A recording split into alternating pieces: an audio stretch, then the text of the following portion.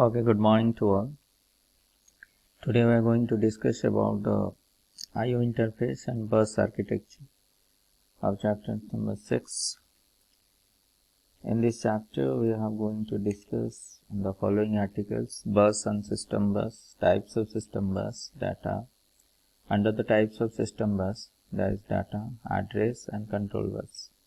Next is your bus structure, basic parameters of bus design, SCCI, and USB. So bus and system bus. A bus is a high-speed internal connection. Buses are used to send control signals and data between the processor and other components. Three types of bus are used. One is your address bus, second one is your data bus, third one is your control bus. Generally, bus is a path through which you can transfer the data from one point to the another point or from source to destination.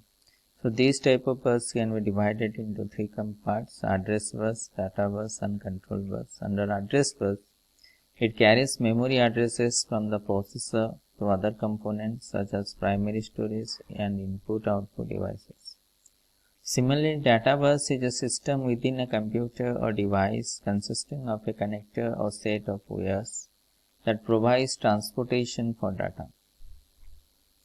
And the control bus, it carries signal that report the status of various devices. So address bus, general overlay, you can discuss. Address bus carries the address from processor to other components such as primary storage and input devices. Data bus is a system within a computer or device consisting of a connector or set of wires that provide transportation for data. So data bus carries data, address bus carries the address from the processor to the primary storage or input-output devices. And control bus, it carries signals that report the status of various devices. Next is your system bus design. So bus is a communication channel and its characteristics of bus is shared transmission media. Limitation of a bus is only one transmission at a time. So a bus which is used to provide the communication between the major components of a computer is called a system bus. Repeated the same, a bus which is used to provide the communication between the major components of a computer called the system bus. Here the system bus is the architecture, the major component, processor, memory and input output, and is the control address and the data bus. Next is your types of system bus. First is your data bus. Data bus is the most common type of bus. It is used to transfer data between different components of computer. The number of lines or the path in data bus affects the speed of data transfer between different components. That means as many data buses present, that means the transmission fast speed is the better. So data bus consists of your 8 or 16 or 32 or 64 transmission lines. That means data bus may be 8 line data bus, 16 line data bus, or 32 line data bus, or 64 line data bus. So a 64 line data bus can transfer 64 bits of data at one time. Similarly, 8 line 8 bit can transfer 8 bits of data at one time. 16 line data bus can transfer 16 bit at a time. 32 similarly 32 line data bus can transfer 32 bits of data. The data bus lines are bidirectional. It is very important in your semester questions. There are questions that why data bus is bidirectional, because CPU, it means that here CPU can read data from memory using these lines and CPU can write data to memory location using these lines. That means through the data bus, CPU can read the data from the memory, but CPU can write also CPU can write the data. That means after completion of the processing, again the CPU return back the output as a data to that memory location. So that's why data is a bidirectional nature. Next is your address bus. Many components are connected to one another through buses. Each component is assigned a unique ID. This ID is called the address of that component. it is a component wants to communicate with another component, it uses the address bus to specify the address of that component. The address bus is a unidirectional bus. It can carry information only in one direction. It carries address of memory location from microprocessor to the main memory. So address bus, many components are connected to one another through bus. Each component is assigned a unique ID, right? And this ID is called the address of that component. And component wants to communicate with another component, it uses that ID. That means here each component having an individual ID, and that ID is known as the address of that component.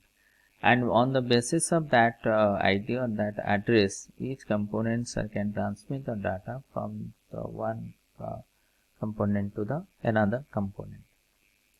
Next, the address bus is unidirectional. It is not a bidirectional. It is purely unidirectional. That can carry information only in one direction.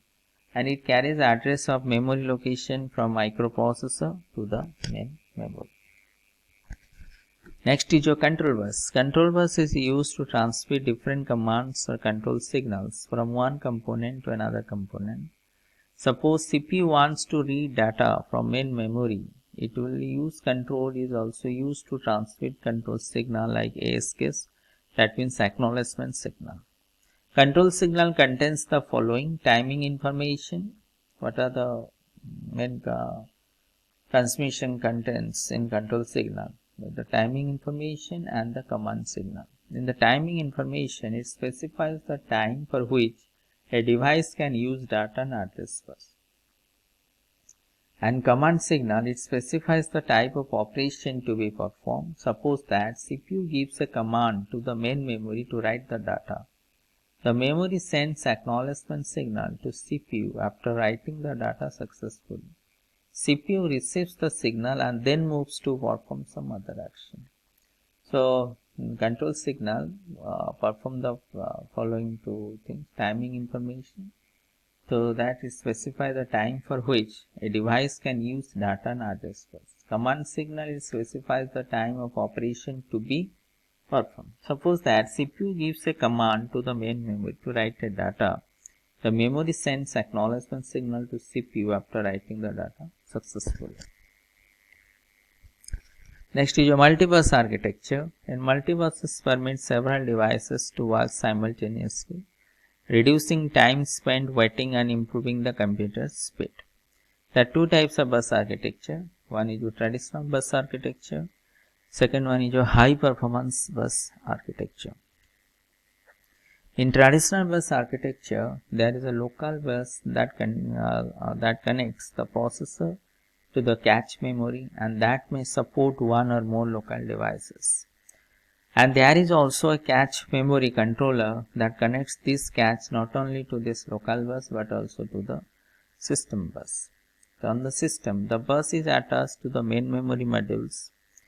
In this way, I/O transfers to and from the main memory across the system bus do not interfere with processor activity. An expansion bus interface buffers data transfers between the system bus and the I/O controllers on the expansion bus. Some typical I/O devices that might be attached to the expansion bus include network card, SCCI, small computer system interface, modem, serial communication. So these are the traditional bus architecture.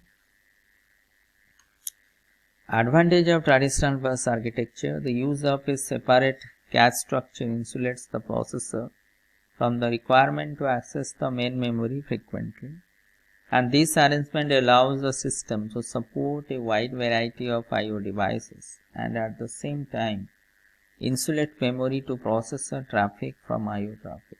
Next is a disadvantage of traditional bus architecture. The traditional bus architecture is reasonably efficient but begins to break down as higher performance is seen in the I/O devices. So these are the disadvantages. The traditional bus architecture is reasonably efficient but begins to break down as higher and higher performance is seen in the I/O devices. So this much about for today's class. Next we are going to discuss the another topic. Thank you to all.